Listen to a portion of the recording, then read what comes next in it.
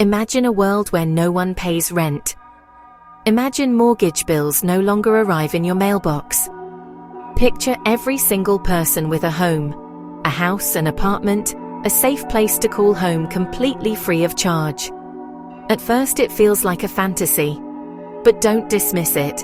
Ask this: if it happened tomorrow, what changes first? The answer is quiet but profound, shaking day-to-day foundations. Let's start with basics. Today, November 5, 2025, housing costs a staggering amount. For millions, rent or mortgage is their largest expense. Many spend nearly half of every dollar just to keep a roof over their heads. Some, tragically, have no home at all. Free housing means that burden vanishes. A government, city, or co-op covers costs, making homes a public utility, like a library, like a park. The change begins quietly inside households. When housing is guaranteed, the first shift, people have more money. No rent, family budgets transform overnight. A single parent choosing between groceries and a late fee can now afford both. A young student, once working 2 jobs to afford a tiny room, can focus on studies. A small business owner can use that money to hire one more worker. Not cinematic explosions, small quiet revolutions at kitchen tables. The streets look the same the day after. The sun rises as always. Quick favor, like, comment, and subscribe for more IfVerse videos. New episodes weekly. Tap the bell to never miss an episode. Thanks for watching. But the financial system feels the shift immediately. Billions in rent checks stop flowing from tenants to landlords. Banks see a steep drop in new mortgage applications. The real estate market, a cornerstone of the economy, begins to tremble and reshape. The world hasn't ended, but the rules have changed. From the poorest citizen to the wealthiest investor must learn to play differently. The initial impact of free housing is a massive silent redistribution of wealth.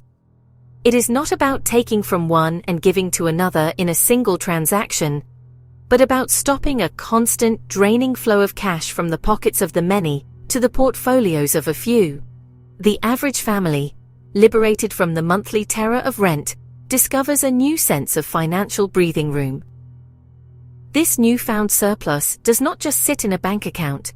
It begins to move through the economy in entirely new ways. People start spending on things they had long postponed. Healthier food, necessary medical checkups, better clothes for their children, a rare family vacation. This shift in spending patterns sends powerful signals to the market. Demand for essential goods and services increases, but it is a healthier, more stable kind of demand. It is not fueled by credit card debt, but by actual disposable income. Local businesses feel the change. Corner grocery store, neighborhood mechanic, both feel a surge in customers. These small enterprises, often the lifeblood of a community, can become more resilient.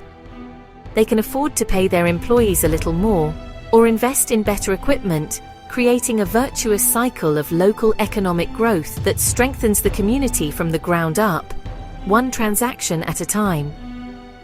The economy's heartbeat changes. Of course, this ripple is not gentle for everyone. The traditional real estate sector faces an existential crisis. Landlords who relied on rental income for their retirement find that their primary source of revenue has disappeared. What happens to them and their properties? This is where policy becomes critical. A well-designed system would not simply leave them stranded. The state might buy their rental properties at a fair market value, transitioning them into the public housing stock. Alternatively, a system of public rent could be established, where the government pays landlords a standardized rate to provide housing, effectively making the state the sole tenant. This transition is arguably the most complex and contentious part of the entire process. It requires immense planning, careful negotiation, and a substantial public budget to manage the acquisition or subsidization of millions of property units. The political battles would be fierce, filled with arguments about fairness, property rights, the role of government. Once housing is no longer tied to what a person can afford, the invisible walls that segregate neighborhoods by income start to crumble. People gain the freedom to live where it makes sense for their lives, not just their wallets.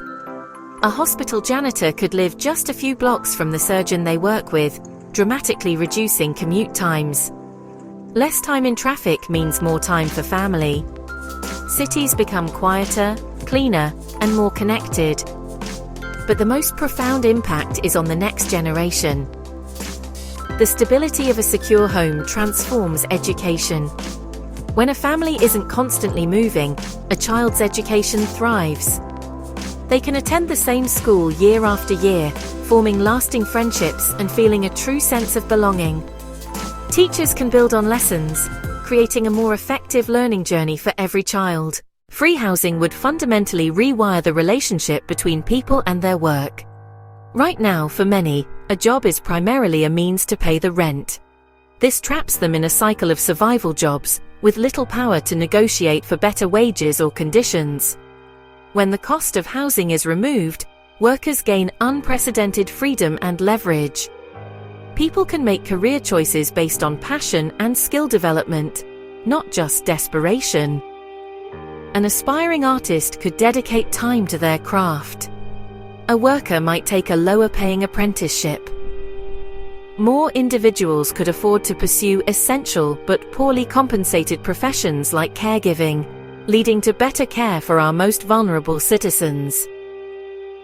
The labor market would begin to reflect our true values. The connection between housing and health is direct. Poor conditions lead to physical and mental illness, from respiratory problems to chronic stress. Guaranteed safe, warm housing would be a powerful public health intervention, reducing strain on emergency rooms and improving national well-being. Beyond health, secure housing impacts crime. When fundamental needs are met, the incentive for crimes of survival plummets, allowing communities to heal. Law enforcement could then redirect resources toward more serious crimes.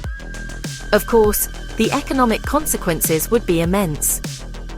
Providing housing for a nation is an incredibly expensive undertaking, requiring significant trade-offs and a re-evaluation of national priorities. But beyond the economic shifts, a more profound change happens. Not in bank accounts, but in the quiet spaces of family life. The grand reveal is this: free housing makes families richer in time, not just money. When the pressure of housing costs is removed, parents can afford to work more reasonable hours. That reclaimed time is a priceless gift. More bedtime stories, more shared meals, more weekends at the park. This emotional security is just as vital as a roof over their head. We often measure economic health through abstract indicators like GDP. But what if a truly strong economy is one that allows parents to spend more time with their children? Free housing suggests the goal isn't just to produce more, but to create the conditions for a richer human experience. A decade on, the changes are etched into the landscape. Free housing doesn't just change who lives where, it changes the fundamental purpose of urban design. When housing isn't a commodity and vast lands for commuter parking are no longer needed, cities can be redesigned for people, not profit. The city becomes a habitat for human beings, with green spaces woven back into the urban fabric. This fosters a cultural transformation from individual competition to collective well-being. In the end, the idea of free housing for all is a bold challenge. It asks us to make a fundamental choice about the kind of society we want to live in. The first years would be difficult, but the long-term rewards could change everything. You've been watching IfVerse, where imagination meets possibility. See you in the next reality.